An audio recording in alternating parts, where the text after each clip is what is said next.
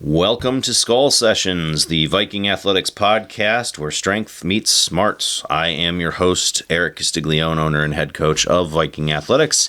And today I am joined by Coach Alex Graffignino, who is our powerlifting director.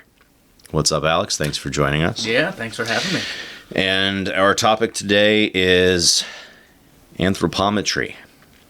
What the hell does that mean? We're going to be talking about body proportions, kind of limb length, and so that we don't have our listeners glaze their eyes over with boredom, mostly we're going to talk about practical implications of different body types. So if you have ever discovered that you just, no matter what, can't seem to get good at a lift, you just can't find a good starting position, we'll get into the whys behind that and a little bit on how to program around certain things and what tweaks you may need to make to your own programming based on your lever length.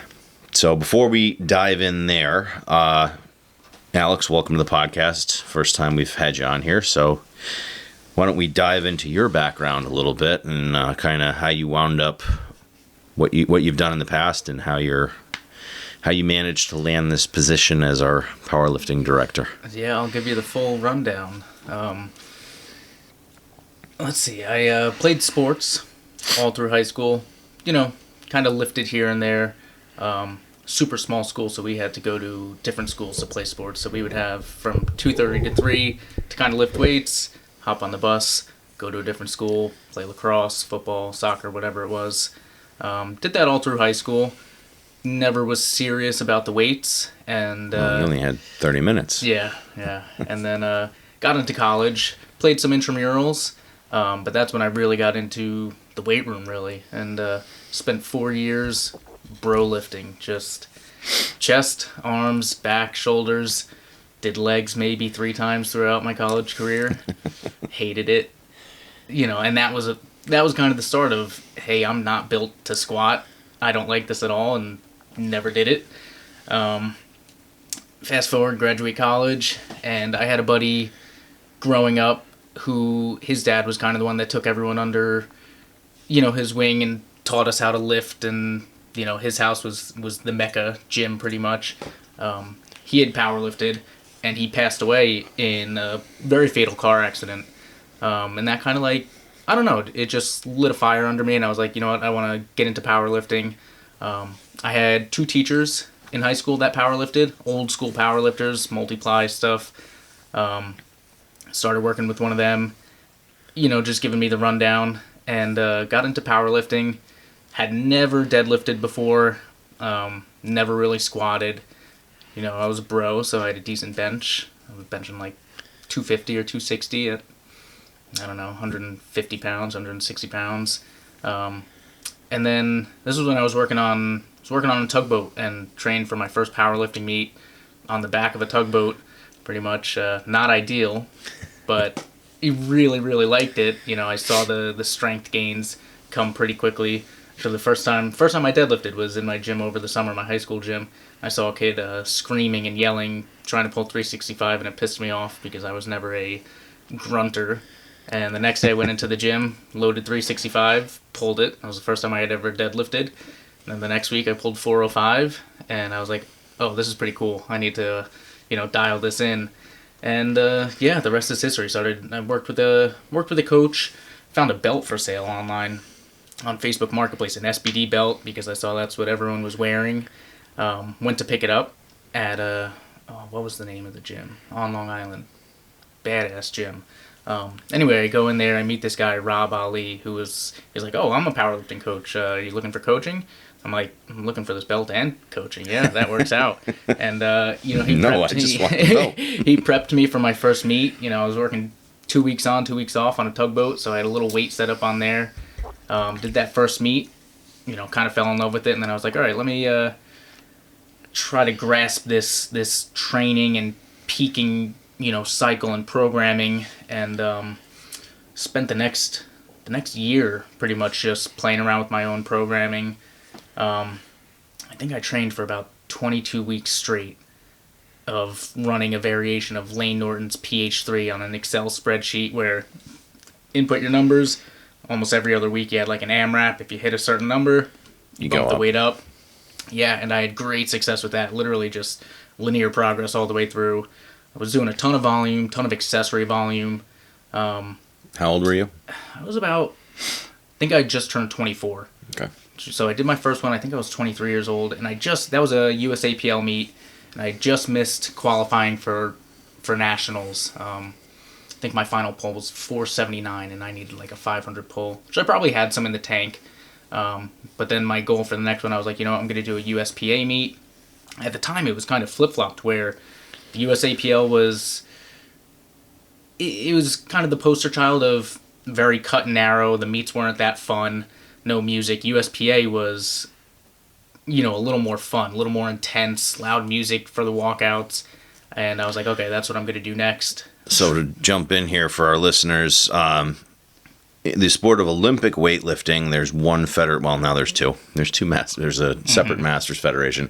For a very long time, there was only one federation. It was USA Weightlifting in the United States, and it was a subsidiary of the IWF, the International Weightlifting Federation. So one ruling body. USPA, USAPL, I don't even know how many federations there are. Half a dozen now, maybe more. But each lifting federation for powerlifting has kind of different rules, as you hear Alex talking about the setup, meet setup, no music versus music. And for a long time, correct me if I'm wrong, it was the USAPL was the IPF. IPF, exactly. So it was kind of analogous to the USA Weightlifting. It was under a bigger banner. That has since changed. But if you don't keep track of the different federations, you're not alone. Don't worry about it. Right. USPA also deadlift bar, a power bar for bench, and then a squat bar. And I had bought about $10,000 in gym equipment for my house. Bought a deadlift bar and plates, and really trained. Just dialed everything in. Didn't know anything about nutrition really. I was just, okay, let me get my protein in. And you're 24. You can get away with a lot of shit when you're 24. Yeah. So trained for like 22 weeks straight, and I knew every number I was going to hit. Like, I was very, very dialed in with my training. Drove up to Rochester, New York with my brother and two buddies and competed in, I think it was the Rochester Grand Prix. Ended up winning. I smashed every state record. Pulled a 545 deadlift to finish, and pretty much felt like he could have loaded anything on the bar, and I would have pulled it that day. So after that, it was very bittersweet, because I had accomplished everything that I wanted to. Like, almost in my friend's name, I was like, I want to go out and break all the state records. Did that. I qualified for IPL Worlds in Limerick, Ireland, which I do regret not going to and competing in.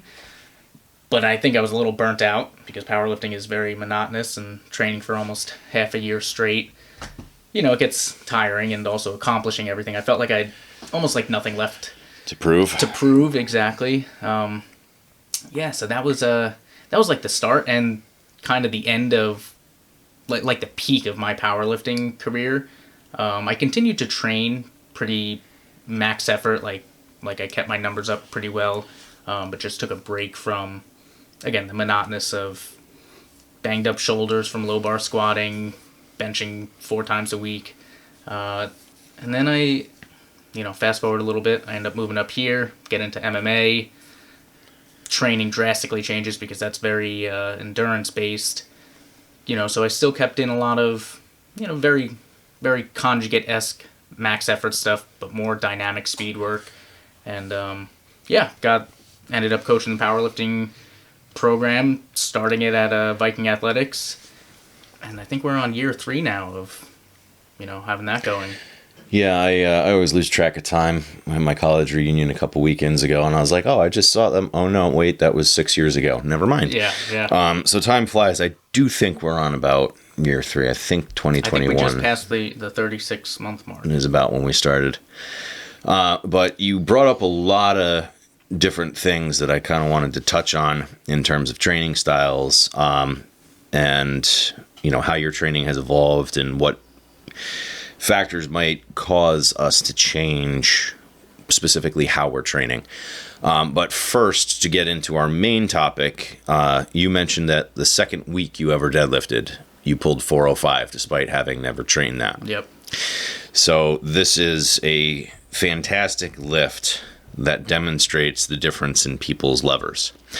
The first person I ever encountered who had, the first time he ever deadlifted, he pulled 500, was at a strongman competition. And this kid had started strength training in a gym 6 months prior, but he grew up on a farm. So, was he advantageous in his leverages, or did he just have natural strength from growing up, or maybe both? Probably a little of both. But when we're talking about different body types and lever length, specifically what we're talking about are the bones in your legs and the ratio of those compared to your upper body. So your tibia and fibula, some people have long, some people have short. Same with your femur, the thigh bone, different lengths. And then people have long and short torsos. So for example, I have short legs and a very long torso. So when I deadlift, I have to be a little bit squattier. It's hard to keep my shoulders behind the bar. My shoulders like to go in front of it. So it's not the most advantageous position for me. So deadlift for me takes a hell of a lot of work, a hell of a lot of practice to maintain my starting position. And my first introduction to kind of lever length was when I actually took my USA Weightlifting level 1. The coach is talking about recruiting. And he's like, ideally you want people with these proportions. And I'm sitting there like, I'm here to learn how to teach the lifts. Why the hell do I care about any of this? And then you realize that the mission of USA Weightlifting is to develop people for the Olympics. Right. So in that sense, yes, you want people that have the most advantageous body types because they are the most likely to be successful in the sport. And the best illustration of that is if you look at the Chinese weightlifting team. If you remember the old Singular Wireless commercials where they just show how many bars they have, yep, and each bar gets progressively higher, that's exactly what the Chinese Olympic lifting team looks like. They are, until you get to the super heavyweight. It might as well just be a straight line drawn from head to head to head on a diagonal. They are all the exact same proportions, yep, and they are highly successful. You could make the argument that it's because of state-sponsored doping, but they all have that natural build talent almost. And build Yeah. for it. They are built to lift. So in your case, you're the exact opposite of me. Long legs, short torso, long arms. Yep. And, no disrespect to the work you've put in. I know you're trying to hit, 600 in how many weeks now? I think about 6 weeks, July 27th. Yeah. Obviously, you still have to work at it, and you went from 405 to 479 to 545. How long did that take you? About a year? Yeah, about maybe a little over a year. So that's damn impressive, and that's fast progress. I look back at my deadlifting career, and to be fair, I learned to deadlift in CrossFit other than on a trap bar. I would mess with a trap bar in college. But my former coach, my predecessor at what was then only CrossFit Relentless, now we fly that under a bigger banner, he didn't know how to get me in position. So he had me mess with sumo, which was actually worse for my torso position. Took a bit to dial that in, but for a long time I couldn't even get into position.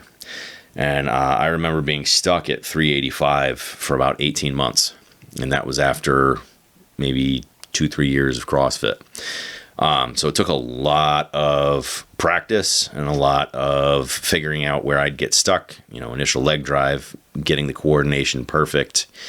And I still struggle with that. When you and I were having a conversation when we first talked about doing this podcast, I do follow largely a conjugate style of training, so max effort, dynamic effort days, and I will see the deadlift really only on dynamic effort days. And the vast majority of what I'm doing are speed pulls, which is great. It'll help me with the leg drive, but I struggle to get my hips through, and unless I'm really grooving that movement pattern and practicing it, which I recently started doing, just heavy set of 5, resetting on every rep. Keeping that practice is essential for me. And if I don't deadlift for a long time and I come back to it, you almost have to feel like I've forgotten it. Yeah. Exactly. Yep. So for me, it's always been a fickle lift. Whereas, we were chatting about kind of your, call it reserve strength, where okay, I haven't done this in a while. What can I reliably hit by walking up to the bar? And for me now, that is about 405. I think for the first time you deadlifted in however long, you just walked up and pulled 500 and comes right off the floor. That's generally where my baseline is. And you know what, even sumo too. Like every few months I'll play around with sumo. I tend to handle volume a lot better sumo, but I reached that point where I could pull 500. I think I've pulled 525 or 530 a few times. But again, I'm very fast twitch and very explosive off the ground, and I lose that with sumo. And I don't have the best levers or mobility for sumo to be a really, really good sumo puller. So I like it every now and again. It gives me a little break. It definitely helps, mobility and flexibility wise. But through and through, I'm a much better conventional puller. Yeah, and I was just showing. Well, we just talked about the video. Give a shout out to Danielle Marshall, former member, who, for anyone that actually follows this podcast, all 6 of you, episode 2 was with Danielle. We were talking about strength training as a form of injury prevention, him being a former NBA athlete. He just posted a video of himself deadlifting 405 pounds at a height of 6'9", super long arms, but that's awesome given his knee injury history. Same kind of thing. And the reason that I really wanted to use the deadlift first is that is one glaring example of how different body types favor different stances, and how, you said you're a lot of fast twitch. When I did my 23andMe, they told me I should be an endurance athlete. I don't have that gene that supposedly you recover from the super explosive stuff very quickly. So I do need to grind away, and all my training has been very fast twitch. So unless I'm working on the high volume side of things, I lose that as well. You mentioned you found you did not like training lower body because you were not built to squat. So, we've discussed our different proportions. How do you find the squat? For me, it is, long legs and very poor ankle mobility. My squat was always very low bar, clamshell-esque. Couldn't stay upright unless I put something under my heels, a wedge, stood on plates. And it took me a while, even when I got into powerlifting, to really, play around with heels, play around with squat stance, flats. I got it to the point where I could hit depth and get white lights in powerlifting, but I never got any sort of quad stimulus. It was more of a low back, hamstring, glute dominant lift for me. So squat morning. Yeah, exactly. And I got strong. I mean, I think my final squat was, I think I squatted 413 in that meet in 2019. So the numbers were there, but never any, it would take me doing leg extensions, a hack squat, something to get any sort of quad stimulus. So throughout the years, it's pretty much been, and I don't really squat with a straight bar anymore. It's a lot of... You're doing cambered now? Cambered bar, high box, and I use machines to kind of fill that void of depth and extended range of motion. Unless I got into a rack or use a safety squat bar, heels elevated, to really slow down and get that depth on my squats, it's just a movement that for me, it beats me up a little too much, whereas I could do a, heavy box squats, get that strength stimulus that I'm looking for, and then use machines to fill in the rest and, get that range of motion for some quad gains and stimulus there. Whereas my background in Olympic lifting is, I've always been more of a low bar squatter too. It just feels better. I can do high bar, I can do front, and my squats are all now ass to grass, pretty much. Yeah. So again, different lever lengths, change the position, changes the leverages on what's actually doing the work and bearing the weight. And it's good that you have the knowledge that you're filling those gaps and getting the quad work in, obviously, and especially for staying springy as a fighter. Right. You also mentioned that your initial training was very, very high in volume. Was that volume of the main lifts and accessory work? It was both? Yeah, it was both, and it's very different now. Now that I've kind of, realized what I respond well to. Again, I think that's just because it was such a new stimulus that I responded well to high volume. I responded well to. You're also 24. You can recover from that. Yeah, exactly. It was a lot. I was deadlifting twice a week, benching 4 times a week, squatting 3 times a week, and pretty much accessories, whether upper or lower or full body, 5 days a week. Whereas now, with the conjugate that I've been kind of running, especially in fight camp, I train 3 days a week, pretty much a dynamic day, a max effort day, and then a full body day. Some variation of that, but not even half the volume that I was training with. Right. So for the uninitiated, a typical conjugate program, you're lifting 4 days a week. Now, I should say typical Westside conjugate style programming. What that means is you are building multiple capacities at the same time. So you might be building max effort strength. You might be building speed and power. You're going to focus on a couple of those. We call that concurrent periodization. Instead of focusing on just one thing like strength and then moving on to working on power, you're working on multiple things simultaneously. And Westside Barbell popularized that. So you can set up the conjugate a couple different ways. Like Alex said, he's doing it 3 days a week.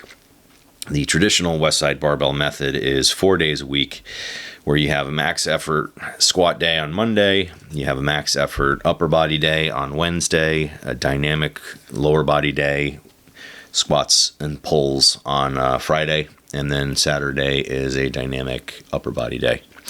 So that is kind of the split that I follow. And your max effort days are fairly low volume. It's like you get a squat variation, you work up to the max for that day. You're going to move on to a submaximal squat variation, build up to a heavy set of anywhere from 2 to 8, depending on what it is. But that's in like 4 sets. So you're still only doing at most 32 reps there. And then 2 accessories and some core work. And you can get that done. Well, I'm not an elite level power lifter, so I can get that done inside an hour. If you're talking world record holders, they're probably going to need to rest for 5 minutes between each of their heavy singles to recover. So the reason I'm delving into this is for the uninitiated, as you age and as your training age within a sport increases, what it takes to get you progress is probably lower volume, but it is just those last couple heavy reps of each set that really drive progress. And in order to hit those, you need to be neurologically recovered. So you'll find that elite level strongmen, elite powerlifters are going to rest for 5-ish minutes, 10 minutes between their attempts. So when they say they're training for 3 hours, a lot of that's warm up and build up, and then recovering in between. So it's not like they're just working constantly for 3 hours when they say that. And specifically for me, my base level strength is so much higher than, again, fighting at 135 or 145, that to maintain any top end strength, I really only needed to, I could hit a heavy pull once or twice a month and pretty much maintain that, high 400 or 500 pull. A lot of my conjugate work was dynamic work. It was speed work, a lot of jumps, a lot of throws, and then every 10 or 12 days I hit a few heavy pulls, and just to maintain that, because specifically for me, I didn't really need any more of that top end strength. Right, you have a reservoir to build. Now you can build power, and that was the other thing I wanted to talk about, is when we were comparing kind of training styles, what it takes for me in order to maintain my deadlift. I need those reps in order to keep the form dialed in. Whereas you said you're doing a heavy pull, and then what is the rest of your training? It's mostly finding that kind of hip position. Yep. Like you said, what'd you say? Belt squats, good mornings. Heavy cambered bar, high box, heavy cambered bar squats is pretty much the main driver. It's a very hip dominant movement for me. and it really mimics the start position of my deadlift and gives me a lot of. I almost handle the volume a little better, and I'm still not doing a ton of volume, but I pretty much start my week with something like that. I have a day where I do, some leg accessories, some quad stuff, and then, I'll throw in an upper body pump day. But this meet that I'm training for it's just a deadlift only meet, so that's kind of the main focus is, hammering what works for my deadlift, and it's I have one day a week where I pull a pretty heavy. I played around with singles and doubles and triples. This week I kind of have a heavy single coming up. I'm going to aim for, around 530. And then I pretty much stay in the 2 to 5 rep range for 2 or 3 sets. And that's really it. The rest of my volume is made up in, again, good mornings, cambered bar box squats, reverse hypers. I really like the GHD Nordics. I respond well to those. But not a ton of volume. It really doesn't take much for me. Again, that the practice is definitely needed. Like if I go without pulling on a straight bar for a while, which is what I did last year. I hadn't pulled on a straight bar in over a year. I was just doing the heavy cambered bar box squats and pulling on a trap bar. And then you built up to what, 575 or 579, something like that? 573. In 4 weeks, pretty much. I threw in a couple of days of just pulling with a straight bar for 5 reps to kind of get that back, and I pulled a 529 single in the gym, which I was like, that's the heaviest training single I've ever hit. And then pretty much just peaked for like 3 weeks, just dialed it in a little bit and pulled a lifetime PR of 573. And that was, again, without touching a straight bar deadlift in over a year. So I was like, that was a big learning curve for me of I know what I respond to now. Like, this clearly works for me. And that's kind of what I've been running with this prep.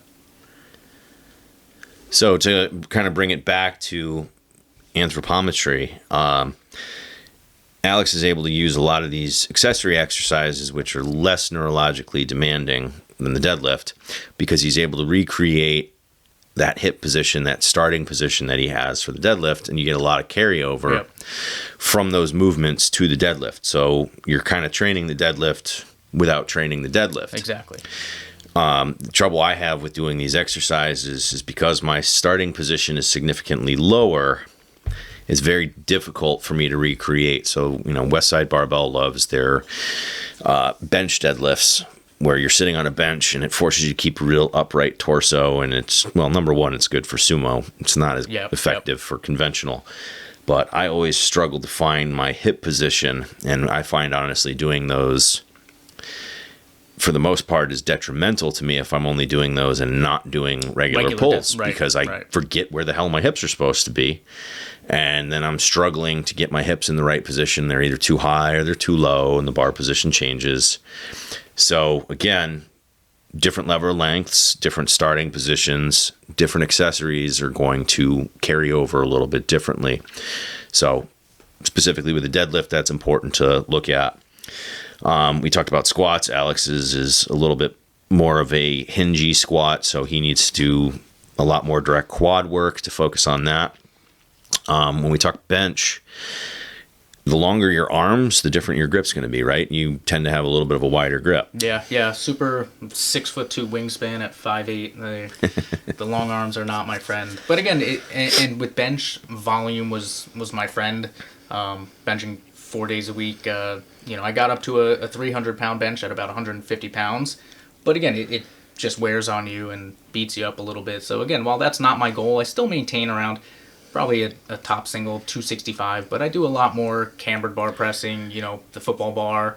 Well, now you got to keep your shoulders healthy. Yeah, exactly. It's not the main goal to, be able to bench as much as I can with a straight bar anymore. Oh, my bench days started with a super wide grip, bro, chest, all that. Messed up my shoulder, so I played with different grips. A little bit closer to a narrow grip now. Not quite a medium grip, I'd say medium narrow, but it's all triceps now. Yeah. So my training for bench, nailing the triceps 3 days a week is what my coach has me do. Yeah. So again, a different goal, obviously I still train like a power lifter, and you're training to fight. Yeah, I get some explosive work in there, just not the throws. I do a lot of bands and chains, which again also allows me to lift heavy without quote unquote lifting heavy. My joints aren't bearing all of that. I get a nice little unloading at the bottom. Yep.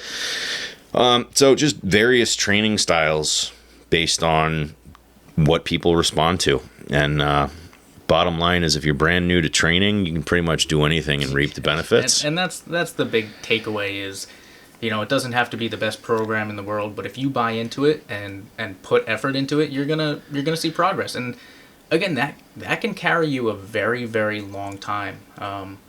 You don't.